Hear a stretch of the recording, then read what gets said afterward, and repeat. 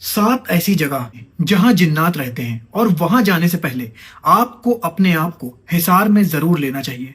दोस्तों, पहली जगह है बाथरूम। बाथरूम में जिन्नात रहते ही हैं। वहां जाने से पहले आपको बाथरूम में जाने की दुआ जो मैं ये स्क्रीन पे दिखा रहा हूं इसको याद कर लीजिए और जब भी बाथरूम जाइए तो ये दुआ जरूर पढ़िए, क्योंकि बाथरूम में कहा जाता है कि जिन्नातों का बसेरा होता है और ये खबीस जिन्नात होते हैं। दोस्तों, दूसरा है कब्रिस्तान। कब्रिस्तान भी जाने से पहले अपने आप को चारों कुल पढ़ के फूंक लीजिए और अपने आप को हिसार में ले लीजिए। कब्रिस्तान में भी कहा जाता है कि जिन्नात रहते हैं, क्योंकि जिन्नातों को चाहिए सुनसान इलाका, और कब्रिस्तान से ज्यादा सुनसान इलाका क्या होगा। और तीसरा है जंगल। जब आपका कभी गुजर जंगल से हो तो खुद को चारों कुल पढ़कर अपने आप को हिसार में ले लीजिए, क्योंकि दोस्तों जंगल में भी कहा जाता है कि जिन्नात रहते हैं। चौथा है खाली जगह, जैसे कोई खाली बिल्डिंग हो गई, कोई खाली घर हो गया जहां 40 दिन से ज्यादा चिराग न जला हो। अगर आप वहां जाते हैं तो चारों कुल पढ़कर अपने आप पे जरूर फूंक लीजिए दोस्तों, क्योंकि ऐसी जगहों पर जिन्नात जरूर रहते हैं।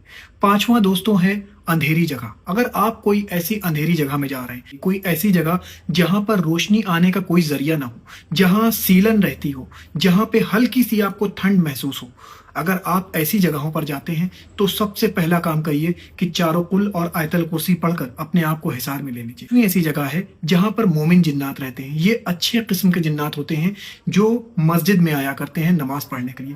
कभी कभी ऐसा होता है कि हमारे और आपके बगल में खड़े होकर जिन्नात नमाज पढ़ रहे होते हैं और हमें पता भी नहीं होता है।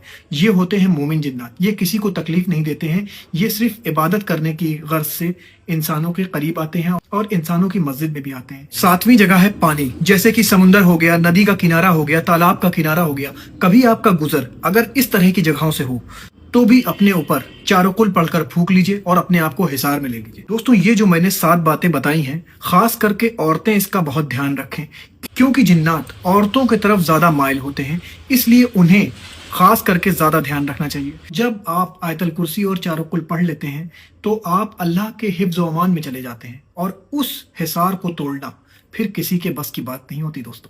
दोस्तों, मेरा सब्सक्रिप्शन प्लान भी लीजिए ताकि मैं आपके पास ऐसे ही वीडियो लेके आता रहूं और मेरा मोटिवेशन लेवल भी बरकरार रहे।